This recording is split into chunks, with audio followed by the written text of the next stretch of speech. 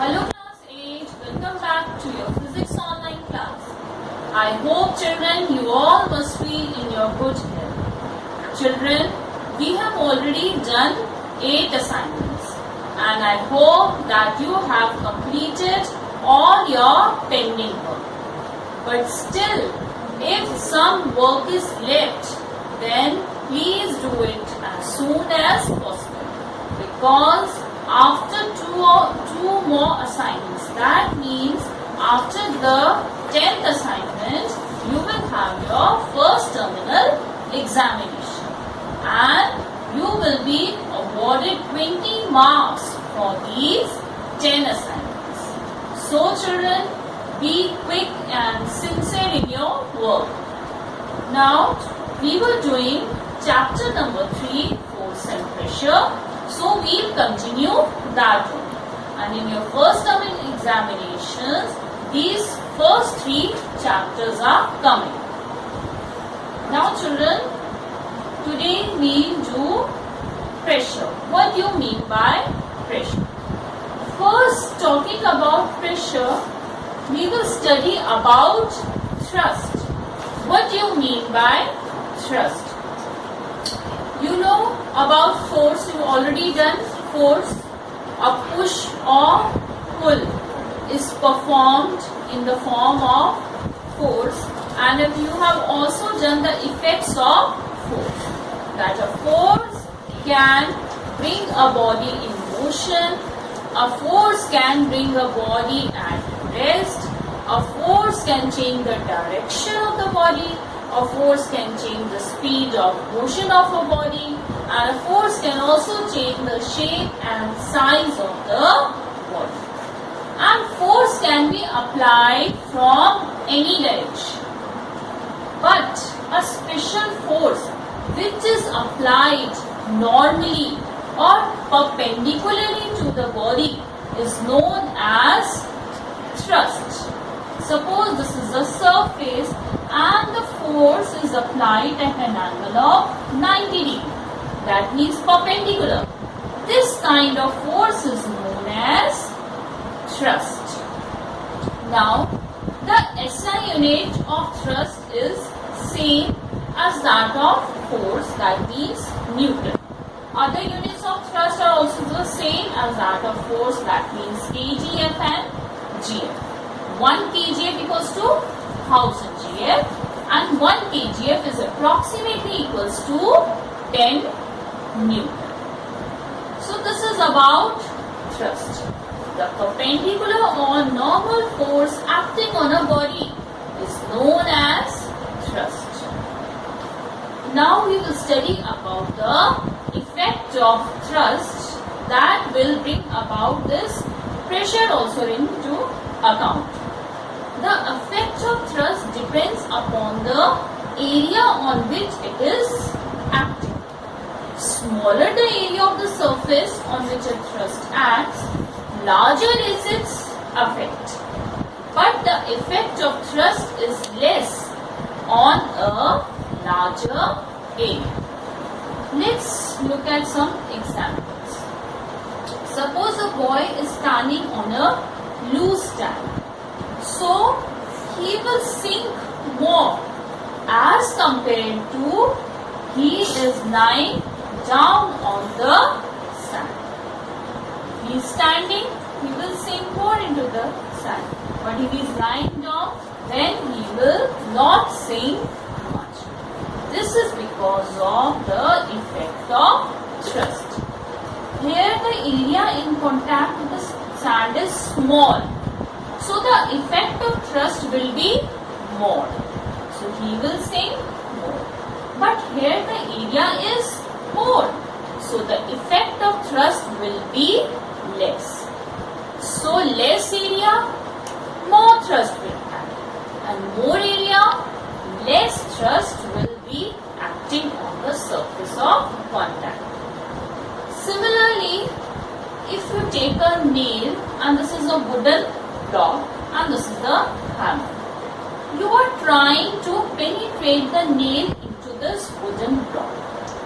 If you keep the nail with his head in contact with the wooden block and you apply force at this pointed end. You will see that it is very difficult for this nail to get it into the wooden block. It is not easily penetrating. But if you keep the nail like this with the pointed end on this wooden block, on the surface, and you are applying the force now on its head, this flattened head, now it will easily penetrate into the wooden block. So why is it so? Because of the effect of thrust. Here more area is there in contact with the wooden block, so effect of thrust is less. Here less area is in contact with the wooden block, so the effect of thrust is more. Thus, the effect of thrust is expressed in terms of a quantity which is called pressure. More the effect of thrust on a surface, we say that thrust exerts more pressure. And if less is the effect of thrust on the surface, we say that the thrust exerts less pressure on the surface. So now what do you mean by pressure? Pressure is defined as thrust per unit area. So the formula for pressure is equals to thrust upon area. That means P equals to F upon A. Here thrust is the perpendicular force. So from this formula, it is clear that pressure is inversely proportional to area. Less area, more pressure will be exerted. More area, less pressure will be exerted for the same force. If the adjuster is in the standing position, less area is in contact with the tube, so it will exert more pressure. While if it is in this position, lying down, so more area is in contact with the tube, so it will exert less pressure. Now how will you get the SI unit of pressure? You know the SI unit of force is Newton, and the SI unit of area is square meter. So the SI unit of pressure is Newton per square meter, and this is known as Pascal, PA. So the SI unit of pressure is Pascal. So how will you define 1 Pascal? 1 Pascal equals to 1 Newton upon 1 square meter. That means if a thrust of 1 Newton acts on an area of 1 square meter, then the pressure exerted on it is 1 Pascal. Other units of pressure are kilopascal, kgf per square centimeter.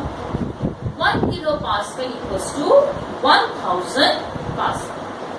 If the thrust is measured in kgf and area is measured in square centimeter, then the unit of pressure becomes kgf per square centimeter. The atmospheric pressure is generally expressed in the unit ATM. This is the unit of atmospheric pressure, and 1 ATM equals to 76 centimeter of mercury column, and 1 ATM equals to 1.013 into 10 to the power 5 Pascal. Factors affecting pressure. There are 2 factors which affect pressure. First is the area of the surface, and second is the thrust acting on the surface. Now how does pressure depends on the area of surface? Let us consider this example. Suppose we take a block with dimensions 40 into 20 into 10. Length is 40, breadth 20 centimeter, height is 10 centimeter. First of all, we have kept the block in the way that the length and breadth are in contact with this table top. Okay, that means in this flat position it is kept. Now what is the area in contact with the surface? You know what is the formula for area? Area of a rectangle is length into width. Here this 40 into 20 rectangle, that is in contact. So what is the area? 40 into 20 square centimeter. That means 800 square centimeter. And the mass of the block is 10 kilogram. That means the thrust is 10 kgm. So what is the pressure P1 in this case? P1 equals to thrust upon area. So 10 upon 800 kgf per square centimeter, because here the thrust is in kgf and the area is in square centimeter. So when you solve it, you will get 0.0125. 0.0125 kgf centimeter per square centimeter. Now we have changed the position of this block and we have kept it in the vertical position such that this 20 breadth and this height is in contact with this wooden block. So now what will be area now? 20 into 10 means 200 square centimeter. Thrust is the same. So what will be pressure in this case? 10 upon 200 and same unit kgf per square centimeter. On solving it, we will get 0.05 kgf square centimeter. So now you see where the area of surface is more, pressure exerted is less, and when the area of surface is less, the pressure exerted is more. So less area of surface in contact, more pressure will be exerted. More area of surface of contact, less pressure will be exerted.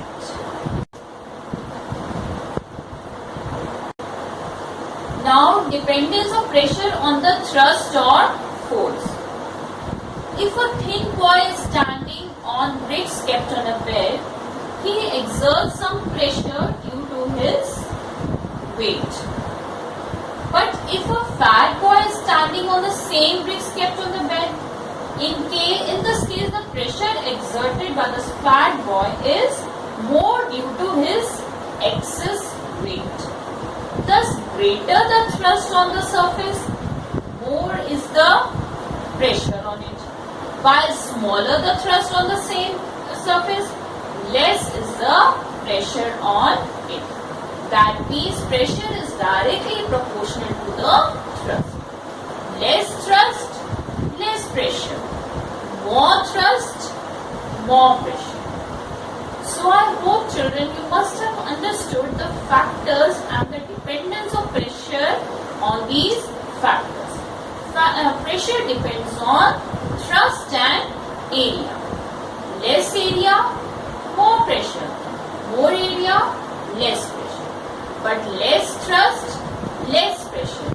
And more thrust, more pressure. So now we can give examples of pressure in our daily life. Decrease in area increases the pressure. So like a nail or a board pin which has one end pointed and sharp while the other end is flat and blunt. So on applying force, the pointed end will exert greater pressure as the area of contact is small, and hence it will go deep into the given surface. That is why the nails are made sharp and pointed, so that more pressure will be exerted because the area becomes less. Similarly, all the cutting tools like blades, knife, axe, etc., they have very sharp edges. So why the edges are made sharp? So that the area in contact becomes less and more pressure can be exerted with the help of them. The pointed heels of footwear. If the footwear you are wearing have pointed heels, so it will exert more pressure on the ground than the regular flat heels. That is why if a lady is wearing pointed heels, so she will find it very difficult to walk on a muddy road, because in a pointed heel the area in contact is very less, so the pressure exerted is more, so it is very difficult to walk on a muddy road. Similarly, narrow heel sandal of a girl hurts more than the broad heel shoe of a boy. Why? Pointed heels are very sharp, that will hurt more, because in those area of contact is less, so the pressure exerted is much more. This is all for today, children. Now you have to revise yourself.